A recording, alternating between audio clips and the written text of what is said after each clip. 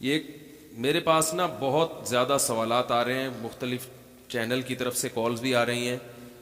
وہ سوالات یہ ہیں کہ ابھی حضرت مولانا طاری جمیل صاحب نے جو پی ٹی آئی کے بارے میں بولا ہے، پی ٹی آئی کے حق میں بولا ہے، لوگ چاروں طرف سے بول رہے ہیں، آپ کی کیا رائے ہے اس بارے میں؟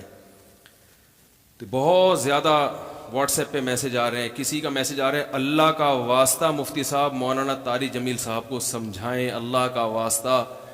کسی نے میسج بھیجا میں ان کے بیانات بہت شوق سے سنتا تھا، اب میں ان سے بھی گیا، انہوں نے ایسا بیان دیا ہے کہ اب مجھے ان سے نفرت ہو گئی ہے، کوئی منافق کہہ رہا ہے، کوئی یہودی کہہ رہا ہے، ایسے ایسے برے برے فحش القابات سے نوازا جا رہا ہے کہ الامان والحفیظ۔ تو میری کوئی اوقات نہیں ہے کہ میں وکیل بن کے کسی کی حمایت یا مخالفت کروں، میں کوئی اتنا بڑا آدمی نہیں ہوں، یہ تو بڑے علماء کا کام ہے۔ لیکن بڑے علماء ہی کے کہنے پر چند الفاظ، چند گزارشات آپ کے سامنے پیش کر رہا ہوں، آپ کی سمجھ میں آئے مان لیں، نہیں آئے تو میرے خلاف بھی ایک پورا کلپ اور فیس بک پر، کیونکہ ان کی تو پھر بھی اتنی عزت ہے، جب ان کا خیال نہیں کیا تو ہم کس کھیت کی مولی ہیں۔ مجھے کسی نے آج کہا کہ آپ بھی کچھ بات کریں، میں نے کہا جتنی توپوں کا رخ ان کی طرف ہے نا، اس سے 4 گنا زیادہ توپوں کا رخ میری طرف ہو جائے گا، کیونکہ ان کی تو ایک شخصیت ہے، ایک بڑے بزرگوں میں ان کا شمار ہوتا ہے، ہماری کیا اوقات ان کے سامنے۔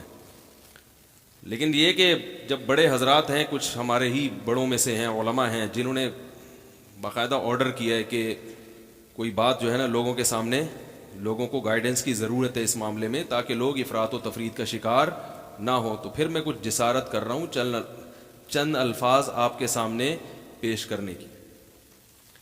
پہلی بات یہ ہے کہ مولانا طاری جمیل صاحب ایک صاحب رائے آدمی ہیں، ان کو اپنی رائے بیان کرنے کا پورا حق حاصل ہے، اس پر دنیا میں کوئی بھی پابندی، اس رائے بیان کرنے پر پابندی نہیں لگا سکتا۔ آپ کو اپنا ظرف تھوڑا سا وسیع کرنا چاہیے کہ آپ اپنے سیاسی لیڈروں کی پالیسی کے خلاف، آپ کے سیاسی لیڈروں کی پالیسی کے خلاف اگر کوئی چل رہا ہے تو آپ کے اندر اتنا ظرف ہونا چاہیے کہ آپ اس کو برداشت کرو۔ یہ جو ایک طوفان بدتمیزی مچایا ہوا ہے فیس بک پر، یہ آپ کے جو طریقہ کار ہے نا، یعنی آپ کی جو زبان ہے اور آپ کا جو اسٹائل ہے، اس سے یہ آپ کی ویلیو پڑھے لکھے لوگوں کی نظر میں گرا رہا ہے، یعنی آپ خود اپنے آپ کو بدنام کر رہے ہیں۔ حضرت مولانا طاری جمیل صاحب سے اللہ نے جو دین کا کام لیا ہے، اتنا بڑا کام اللہ نے، اور ایسے جگہوں پر لیا ہے، یعنی ایسی جگہوں پہ انہوں نے کام کیا ہے کہ جہاں ان کے علاوہ کوئی بھی کام کرنے والا موجود نہیں۔ ابھی اگر انہوں نے کسی حاکم کے حق میں اس کی اچھی چیزوں کو ہائی لائٹ کر کے اس کو اپریشیٹ کر دیا تو یہ کون سا جرم ہو گیا بھائی؟ یہ کون سی کتاب میں لکھا ہے کہ یہ جرم ہے؟ لوگوں کے میسج آ رہے ہیں، امام احمد ابن حنبل ظالم حاکم کے سامنے ڈٹ گئے تھے اور ان کا جیل سے جنازہ نکلا، امام ابو حنیفہ ڈٹ گئے تھے، انہوں نے وزارت کو قبول نہیں کیا، ان کا جیل سے جنازہ نکلا۔ امام ابو حنیفہ رحمہ اللہ تعالی نے اگر وزارت قبول نہیں کی تو کیا ساری دنیا کے سارے علماء میں کسی نے بھی وزارت قبول نہیں کی ہے؟ امام ابو یوسف نے قاضی القضاء کا عہدہ قبول کیا۔ امام احمد ابن حنبل رحمہ اللہ تعالی جو اس حاکم کے سامنے ڈٹ گئے تھے، وہ اس بیس پہ نہیں ڈٹے تھے کہ وہ ان کا کوئی ذاتی رنجش تھی یا کوئی مسئلہ تھا۔ امام احمد ابن حنبل کو حاکم وقت مجبور کر رہا تھا کہ اس کی مرضی کا فتویٰ دیں۔ بات آ رہی ہے سمجھ میں؟ اس وقت کا جو خلیفہ تھا اس کی رائے یہ تھی کہ قرآن مجید اللہ کی مخلوق ہے، اللہ کی صفت نہیں ہے۔ امام احمد ابن حنبل کی رائے یہ تھی کہ قرآن اللہ کی صفت ہے، اور یہی اہل سنت کا عقیدہ تھا۔ حاکم وقت گن پوائنٹ پہ مجبور کر رہا تھا کہ آپ وہی فتویٰ دیں جو میں دیتا ہوں، کیونکہ لوگ آپ کو سنتے ہیں۔ کسی مفتی کو، کسی عالم کو مجبور کرے کہ جو میں رائے رکھتا ہوں آپ کو اسی پہ فتویٰ دینا پڑے گا، پھر کسی عالم مفتی کے لیے جائز نہیں ہے کہ وہ اپنے فتوے کو حاکم کے کہنے سے تبدیل کرے۔ یعنی حکومت کی اس قسم کی چاپلوسی کیا ہے؟ بولو نا بھائی، ناجائز ہے۔ ایسی چاپلوسی کہ آپ غلط بیانی شروع کر دیں۔ حضرت مولانا طارق جمیل صاحب نے یہ جو کلپ ہے جس میں عمران خان کی حمایت کی ہے انہوں نے، میں نے بار بار سنا اس کلپ کو، اس میں کہیں بھی ایسا نہیں ہے کہ کسی غلط بات میں عمران خان کی انہوں نے کیا کی ہو. لوگ کہہ رہے ہیں کہ عمران خان کی ابھی اسمبلی نے شراب کا بل پاس نہیں کیا تو مولانا نے اس کی مخالفت کیوں نہیں کی؟ تو مولانا حمایت بھی تو نہیں کی نا. نہیں یار میرا خیال ہے باسم، اگر مولانا اس کی حمایت کرتے کہ عمران خان اتنا اچھا آدمی، دیکھو اس کی اسمبلی میں شراب پر بل پیش ہوا اور وہ پاس نہیں ہوا، کتنا اچھا آدمی ہے، ماشاءاللہ ماشاءاللہ بہت زبردست کام ہو گیا، تو آپ کہتے یار یہ تو حکومت کی بالکل حمایت کر رہے ہیں. رہا یہ مسئلہ، ممکن ہے آپ یہ کہہ سکتے ہیں، پہلی بات تو میں ایک بات بتا دوں، مولانا طارق جمیل صاحب نے جو عمران خان کی حمایت کی ہے تو یہ پی ٹی آئی کی حمایت نہیں ہے، نہ پی ٹی آئی کی حمایت ہے نہ پی ٹی آئی کی مخالفت ہے. مولانا ان چیزوں میں نہیں پڑتے اور اب تک انہوں نے اپنا دامن ان چیزوں سے بچا کے رکھا ہوا ہے. اور میری رائے میں اگر وہ پی ٹی آئی کو برحق سمجھتے ہیں تو پی ٹی آئی کا نام لے کے بھی حمایت کر دیں. تو اگر آپ کو اس سے اختلاف ہے تو آپ ایک کلپ بنا دو کہ بھائی مولانا جو حمایت کر رہے ہیں ہمیں اس سے اتفاق نہیں ہے، اور مولانا کے جو دلائل ہیں ہم ان دلائل کو تسلیم نہیں کرتے اور اس کے غلط ہونے کے یہ دلائل ہیں، بات ختم ہو جائے گی. نہیں یاری میرا خیال ہے بات بھائی، اگر وہ پی ٹی آئی کی صراحتاً حمایت کریں نا مولانا طارق جمیل صاحب، ان کا حق ہے حمایت کر سکتے ہیں، وہ عالم دین ہے، ان کی ایک سوچ ہے، ان کا ایک تجربہ ہے، ان کا ایک، اور حکمرانوں کے ساتھ اٹھے بیٹھے ہیں وہ. میں اور آپ اتنا قریب نہیں ہے جتنا قریب وہ رہے ہیں، تو ان کو زیادہ پتا ہوگا، ہم اور آپ کو زیادہ نہیں پتا. وہ ایک رائے رکھتے ہیں، اگر وہ صراحتاً بھی کہہ دیتے کہ پی ٹی آئی کو ووٹ دو، میں یہ سمجھتا ہوں کہ پی ٹی آئی بہتر ہے، تو اگر آپ مسلم لیگ کے ہیں تو آپ ایک کلپ بنا دیں کہ مولانا کی رائے سے ہم اتفاق، بولو بھائی، نہیں کرتے. مولانا نے جو یہ دلائل دیے، ہم اس یہ دلائل پر ہمیں اعتراضات ہیں اور یہ اعتراضات ہیں، بات ختم ہو جاتی. منافق اور حکومت کا پٹھو، مجھے تو وہ الفاظ کہتے ہوئے شرم آ رہی ہے. یہ کون سا طریقہ ہے بھائی؟ رائے کی آزادی کا ہر ایک کو حق حاصل ہے. تو میں کہتا ہوں اگر وہ صراحتاً بھی حمایت کر دیتے، آپ ان کی مخالفت پر ایک کلپ جاری کر دیتے کہ ہم ان سے اتفاق نہیں کرتے، ختم ہو جاتی بات. جبکہ انہوں نے پی ٹی آئی کی حمایت نہیں کی ہے، انہوں نے عمران خان کی اگر حمایت کی ہے تو اس لیے نہیں کہ وہ پی ٹی آئی کا سربراہ ہے، اس لیے کہ وہ ملک کا سربراہ ہے. بات آ رہی ہے سمجھ میں؟ ملک کا سربراہ کوئی بھی ہو، اسلام اس بارے میں ہمیں ہدایات دیتا ہے کہ ملک کے سربراہ سے لڑ کے، اس کی گالی گلوچ کر کے، اس کی مخالفت کر کے آپ اس سے کام نہیں نکلوا سکتے. اسلام میں حکم ہے ملک کے سربراہ کی اطاعت کا، فرما برداری کا، اس کی تعظیم کا، اس کی عزت اور اس کے احترام کا. ہمارے اکابر کی تاریخ ہے یہ. امام احمد ابن حنبل کا جو حاکم وقت سے جھگڑا ہوا تھا، وہ حاکم نے زبردستی گن پوائنٹ پہ اپنی مرضی کا فتویٰ ان سے اگلوانے کا کہا تھا، یہ زیادتی ہو گئی تھی. اس کے باوجود امام احمد بن حنبل کے پاس لوگ آئے اور انہوں نے کہا کہ ہم، آپ قوم کو جمع کریں، ہم اس حاکم کی ایسی کی تیسی کر دیتے ہیں. آپ تاریخ اٹھا کے دیکھیں، امام احمد بن حنبل نے اس کام سے لوگوں کو منع کیا.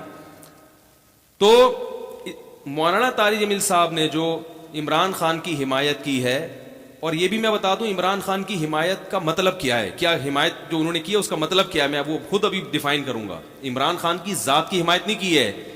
عمران خان جو اچھے کام کر رہا ہے مولانا کی نظر میں، مولانا نے ان اچھے کاموں میں کیا کیا ہے، لوگوں کو ترغیب دی ہے کہ اس میں عمران خان کا ساتھ دیں. اور میں بھی یہی کہتا ہوں، اور صرف عمران خان کے بارے میں نہیں کہتا. اگر نواز شریف کی حکومت ہوتی اور وہ کچھ اچھے کام کر رہا ہوتا تو میں بھی یہ کہتا کہ اس معاملے میں آپ کس کی حمایت کریں؟ نواز شریف کی حمایت کریں. زرداری بھی اگر کوئی اچھے کام کرے گا تو ہم ببانگے دہل یہ کہیں گے کہ اس کام میں آپ کس کی حمایت کریں. وہ الگ بات ہے اس بیچارے نے، یعنی اس میں ابھی تک اختلاف ہے کہ کوئی ایسا کام کیا بھی ہے کہ جس کو اچھا کہا جا سکے کہ نہیں، اس میں اختلاف ہے. کچھ کہتے ہیں کہا ہے کیا، کچھ کہتے ہیں نہیں کیا. تو کوئی بھی کرے گا. اس سے پہلے مولانا طارق جمیل صاحب نواز شریف سے بھی ملتے رہے، مسلم لیگ کے صدر سے، اور جتنے بھی سیاسی لوگ آئے ہیں، جتنے بھی حکمران آئے ہیں، مولانا ان کے ساتھ ہمیشہ اچھا سلوک، بولو بھائی، کرتے رہے. کیوں کرتے رہے یہ میں ابھی آ رہا ہوں اس پر، کیونکہ اس کو لوگ کہتے ہیں یہ تو حکومت کے چاپلوسی اور مکھن لگانے والی پالیسی ہے. علماء حق کا تو یہ کردار نہیں ہونا چاہیے. علماء حق کا حکومت کے ساتھ کیا کردار ہونا چاہیے اس پہ میں ابھی آ رہا ہوں. پہلے میں اس بات کو ذرا کلیئر کر دوں کہ مولانا نے پی ٹی آئی کی حمایت نہیں کی ہے، مولانا نے پاکستان کے وزیر اعظم کی حمایت کی ہے. اور اس حمایت کی وجہ کیا ہے؟ آپ کہہ سکتے ہیں اس قسم کی حمایت سابق حکمرانوں میں سے تو کسی کی بھی نہیں کی. تو عمران خان کے کون سے ایسے سرخاب کے پر لگے ہوئے ہیں کہ ایک طرف سیاسی لیڈر اس کو یہودی ایجنٹ کہہ رہے ہیں، ایک طرف اس کو یہ کہہ رہے ہیں، ایک طرف اس کو وہ کہہ رہے ہیں، اور مولانا اس کو کیا کر رہے ہیں؟ حمایت کر رہے ہیں. تو آج تک ٹھیک ہے ملتے رہے ہیں، مگر اس طرح کا کلپ بنا کے باقاعدہ اپریشیٹ تو اب تک کسی کو کیا نہیں. اس کا جواب مولانا نے اپنے کلپ میں دے دیا. ابھی پھر میں نے بیان سے پہلے ان کا کلپ دوبارہ سنا ہے. مولانا نے کہا ہے کہ یعنی پاکستان کو مدینہ جیسی ریاست بناؤں گا، یہ دعویٰ اب تک کسی وزیر اعظم نے نہیں کیا. انہوں نے وجہ بیان کر دی، بھائی اتنا زبردست دعویٰ کیا ہے کہ میں مدینہ جیسی ریاست بناؤں گا، تو مجھے یہ دعویٰ بہت اچھا لگ رہا ہے، میرا دل چاہ رہا ہے کہ میں کیا کروں، اس کی حمایت کروں. آپ کہہ سکتے ہیں کہ عمران خان نے یہ جھوٹا دعویٰ کیا ہے، تو بھائی اگر آپ کی رائے کہ جھوٹا دعویٰ کیا تو آپ حمایت نہ کریں. کیا ہو گیا بھائی؟ بھائی اگر آپ یہ سمجھتے ہو کہ جھوٹا کیا ہے تو آپ حمایت نہ کریں. اور اگر ایک آدمی سمجھتا ہے کہ وہ اس دعوے میں مخلص ہے، اب اس دعوے میں وہ کتنا پورا اترتا ہے نہیں اترتا وہ ایک الگ بحث ہے. مولانا کی رائے ہے کہ بھائی وہ اس دعوے میں کیا ہے، مخلص ہے، تو وہ حمایت کر رہے ہیں. آپ سمجھتے ہیں کہ مخلص نہیں ہے، منافق ہے، تو آپ حمایت نہ کریں. آپ ایک کلپ بنا دیں کہ یہ مولانا کی رائے ہے، ہم اس رائے سے اتفاق نہیں کرتے، بات ختم ہو گئی. باقی قرآن نہ آپ کے پاس ہے، نہ آپ کے پاس کوئی ایسی حدیث ہے کہ 15ویں صدی میں پاکستان کا جو وزیر اعظم ہوگا وہ یہودیوں کا ایجنٹ ہوگا. آپ کے پاس بھی قرآن و حدیث اس بارے میں کیا ہے، خاموش ہے. یہ بھی آپ کی رائے ہے، کچھ صغرے کبرے ملا کے آپ نے ایک نتیجہ اخذ کیا ہے. تو مولانا طارق جمیل صاحب بھی صاحب رائے ہیں، وہ بھی صغرے کبرے ملا کے ایک نتیجہ اخذ، بولو نا بھائی، کر سکتے ہیں. مجھے اس سے بحث نہیں ہے کہ یہودی ایجنٹ ہے یا نہیں ہے، میں یہ بحث نہیں کر رہا ابھی بیٹھ کے. میں کہہ رہا ہوں کہ یہودی ایجنٹ ہونے میں اختلاف رائے تو ہو سکتا ہے نا. ارے بھائی جب اس میں اختلاف ہو سکتا ہے، ہمارے قرآن و سنت کی نصوص جب ہمارے سامنے موجود ہوتی ہیں نا، قرآن و حدیث نے ایک چیز کو بیان کیا، اس کی دو تشریحات ہوتی ہیں فقہا کی نظر میں. ایک فقی کہہ رہا ہوتا ہے اس کا یہ مطلب ہے، دوسرے مجتہد کہہ رہے ہوتے ہیں اس کا یہ مطلب ہے. حالانکہ قرآن و سنت ہمارے پاس موجود ہوتا ہے، پھر بھی رائے میں فقہا کا اختلاف ہوتا ہے، نبی کی حدیث کو سمجھنے میں اختلاف ہوتا ہے. تو اس اختلاف کی وجہ سے ایک دوسرے پہ کیچڑ نہیں اچھالا جاتا. تو عمران خان یہودی ایجنٹ ہے یا نہیں ہے، اس بارے میں ہمارے پاس سرے سے قرآن و سنت موجود ہے ہی نہیں.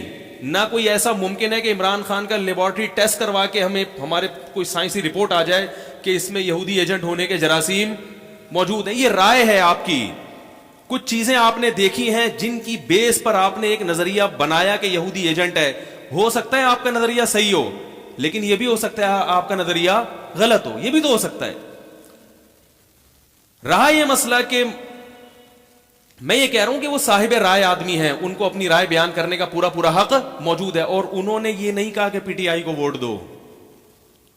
جتنے ہمارے سیاسی لوگ ہیں، جتنی سیاسی تنظیمیں جو ان کے اگینسٹ ہیں، کوئی ایک کی بات نہیں، جتنی سیاسی تنظیمیں وہ مولانا کے بیان سے یہ سمجھ رہی ہیں کہ اب اگلے الیکشن میں ہمارا پتہ صاف، اب تو سب پی ٹی آئی کو ووٹ دیں گے. مولانا نے پی ٹی آئی کو ووٹ دینے کا بولو بھائی نہیں کہا. میں تو کہتا ہوں اگر کہا بھی ہو تو چاہے میری رائے سے بھی اختلاف ہو تو میں کہتا ہوں ان کی رائے ہے بھائی، ان کو ان کی ایک رائے ہے، وہ صاحب رائے ہے، وہ کہہ سکتے ہیں.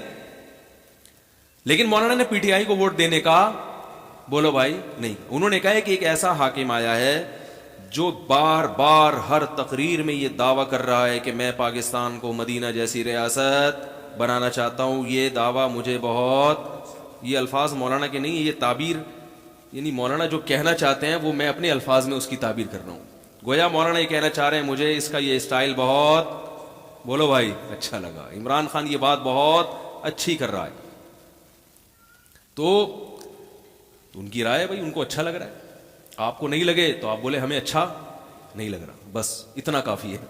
اس سے زیادہ آپ آگے جائیں گے تو آپ حدود سے تجاوز کریں گے. رہا یہ مسئلہ اور ایک الزامی جواب، جو سیاسی تنظیمیں اپنے لیڈروں کے اشاروں پہ مولانا کی اتنی زیادہ مخالفت کر رہے ہیں، ان کے پاس تو ویسے بھی کوئی جواز نہیں ہے، کیونکہ ان کے جو سیاسی لیڈر ہیں وہ تو پتہ نہیں کس کس سے اتحاد کرتے رہے ہیں. اپنے مفاد کی خاطر.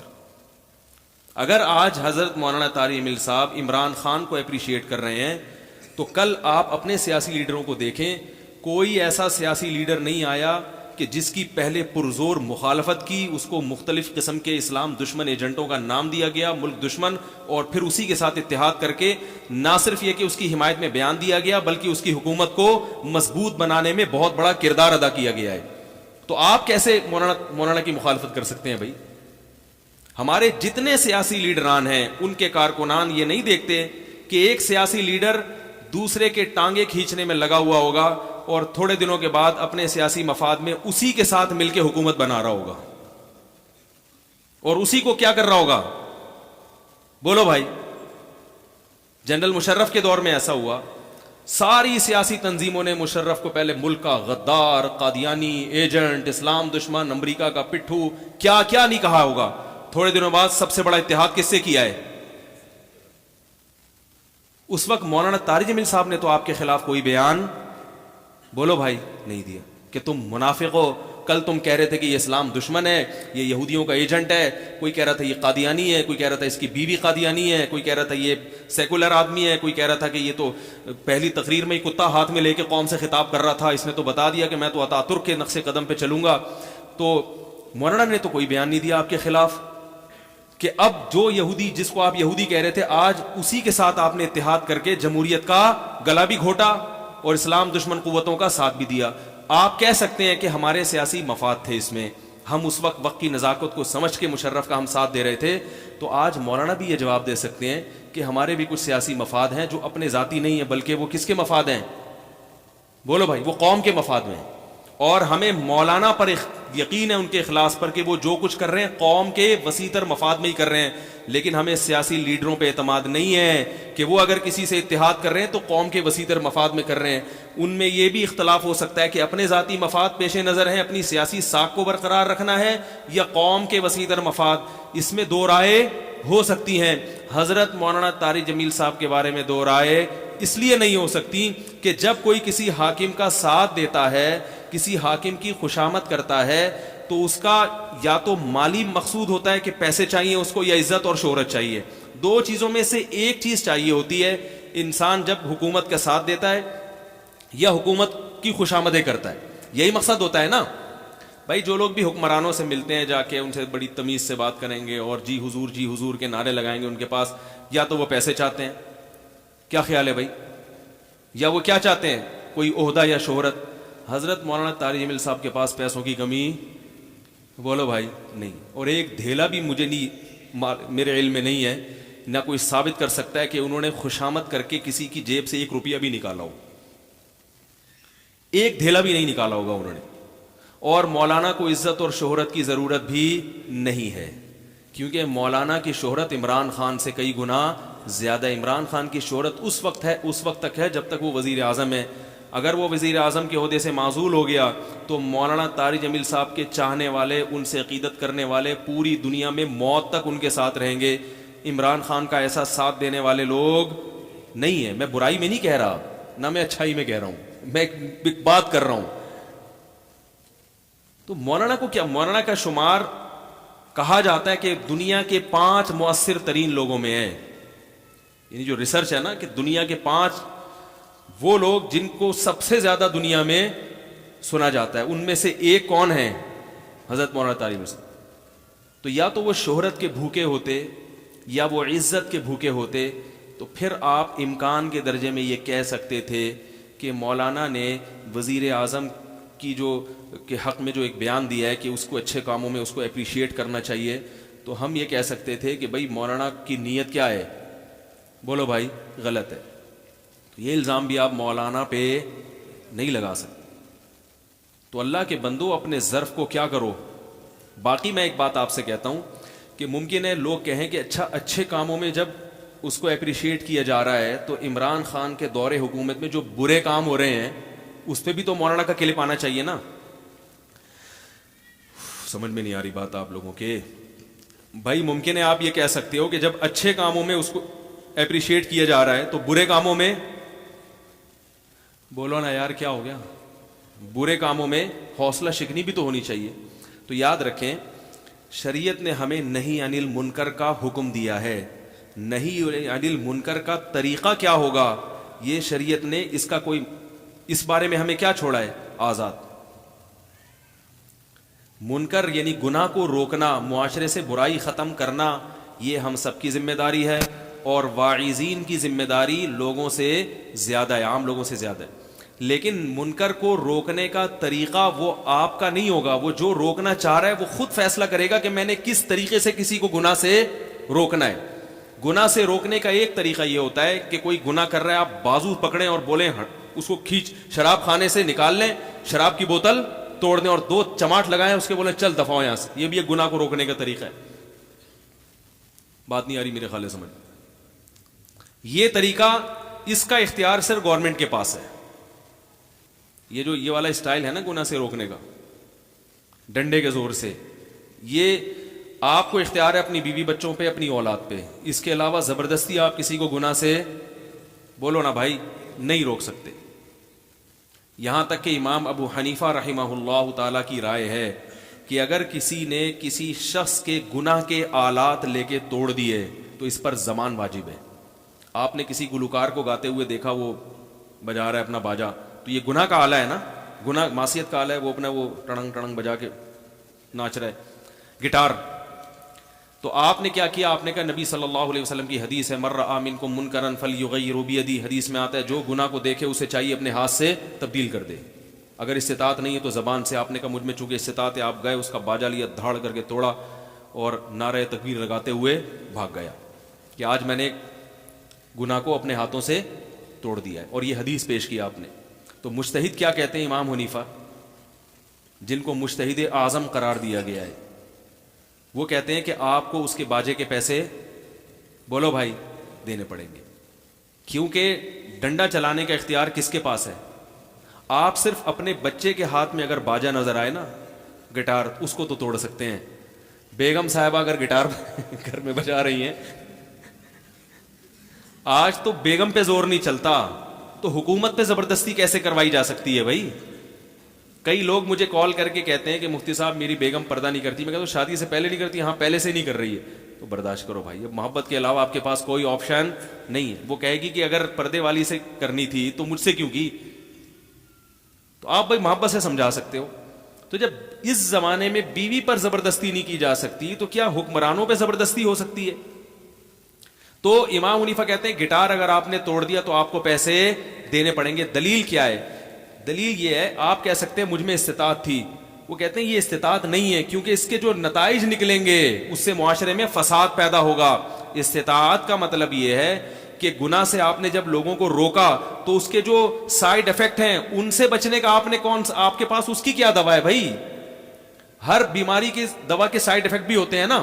ایک مریض ہے, وہ بیچارہ اتنا کمزور ہے کہ وہ آگمنٹن 500 mg برداشت ہی نہیں کر سکتا.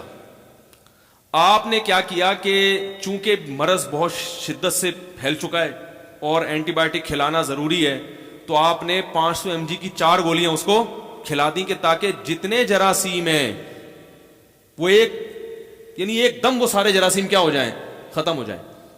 اس سائیڈ افیکٹ میں وہ جو اتنا بڑا جرثومہ ہے نا جو مریض ہے, وہ بھی کیا ہو گیا.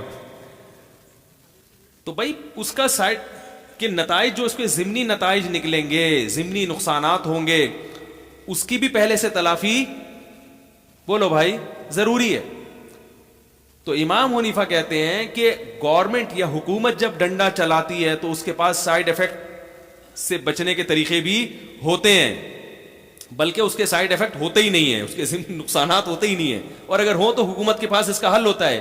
پبلک جب یہ کام کرے گی اور قانون اپنے ہاتھ میں لے کے لوگوں کے معصیت کے وہ باجے توڑے گی اور جا کے ویڈیو سینٹروں جو فلمی جہاں گانے وغیرہ ان دکانوں پہ آگ لگائے گی یا توڑے گی, تو اس کے جو سائیڈ افیکٹ ہوں گے ان کا لوگوں میں تحمل نہیں ہوتا.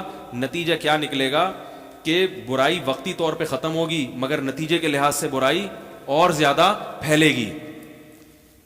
تو نہیں علی المنکر کا جو حدیث میں آتا ہے نا کہ مر رأى منکم منکرا فلیغیرہ بیدہ, جو تم میں کسی منکر کو اپنی آنکھ یعنی دیکھے تو اسے چاہیے اپنے ہاتھ سے تبدیل کر ڈالے.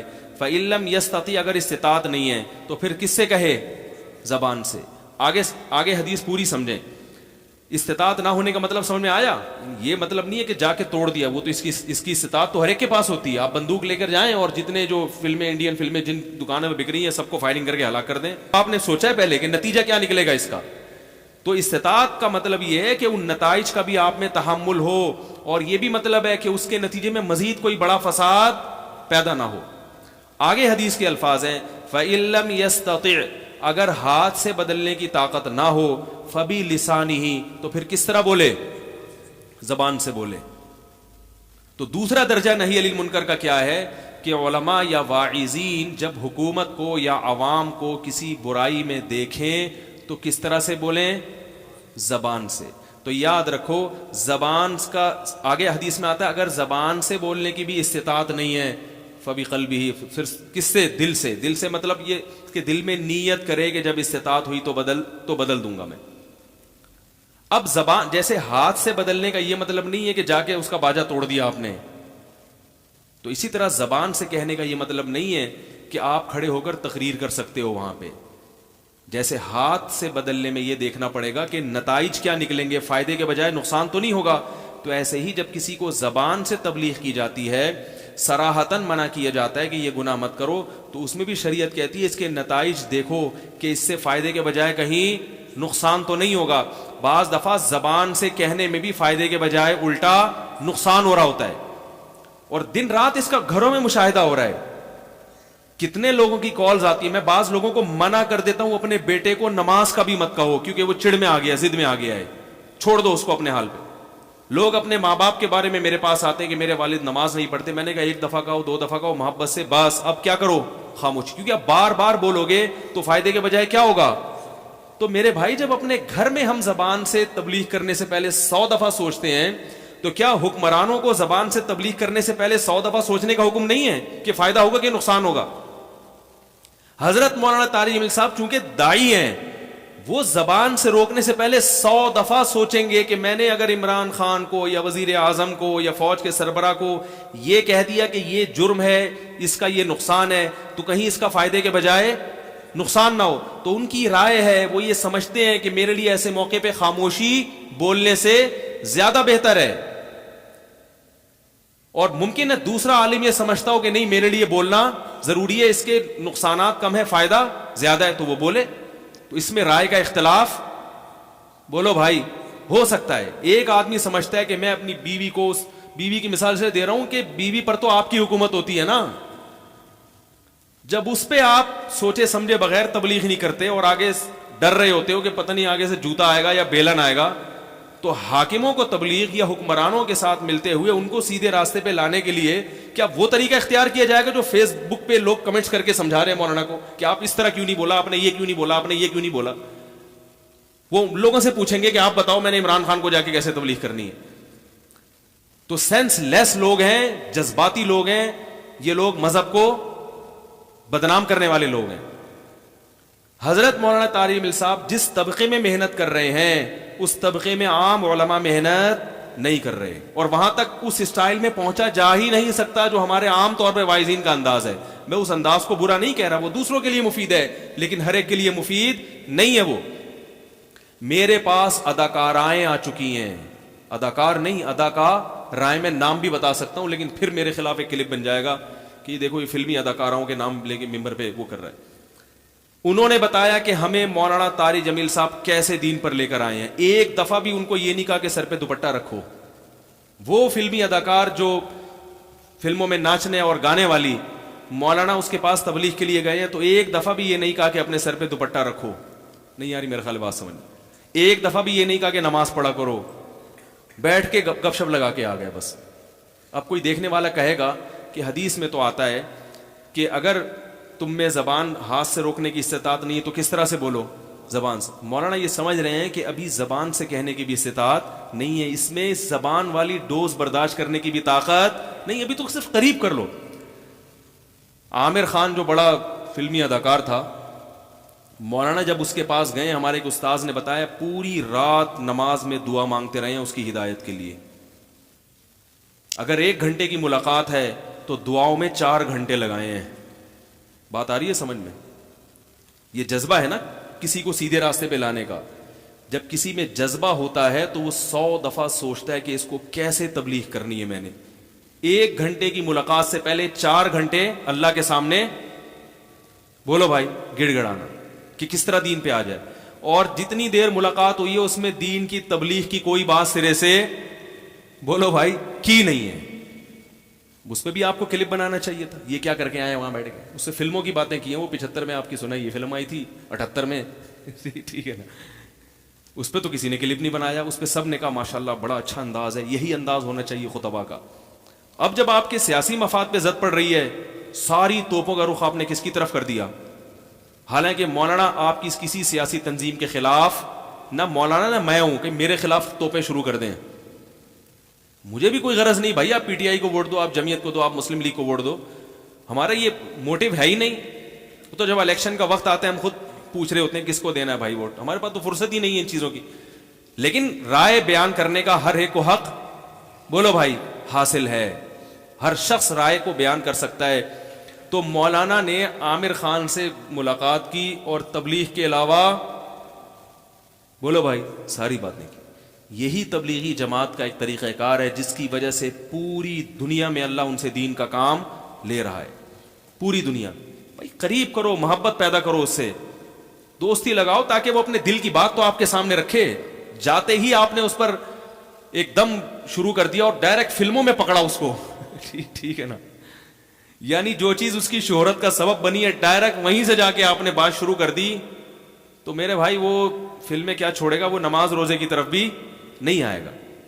تو یہ مولانا کا طریقہ ہے. اس کا یہ مطلب نہیں ہے کہ اگر کوئی عالم جا کے کسی کو سمجھا رہا ہے تم غلط کر رہے ہو تو وہ غلط ہے. میں نے بتایا کہ ہر ایک اپنے انداز سے سوچتا ہے. ہمارے حضرت مفتی رشید احمد صاحب رحمہ اللہ تعالی جب کوئی رائے دیتے تھے نا کسی کام کے بارے میں کہ میں اس طرح سے کروں گا, تو حضرت کے پاس فون آتے, حضرت آپ کو اس طرح نہیں اس طرح کرنا چاہیے. تو حضرت فرمایا کرتے تھے اگر اللہ نے میری کھوپڑی میں آپ کا مغز رکھا ہوتا نا تو میں وہی فیصلہ کرتا جو آپ کر رہے ہیں. اصل مسئلہ ہے کہ میری کھوپڑی میں اللہ نے مغز کس کا بنایا ہے, صحیح ہے نا, میرا بنایا. تو مجھے چونکہ یہ سمجھ میں آ رہا ہے لہذا میں ایسے کروں.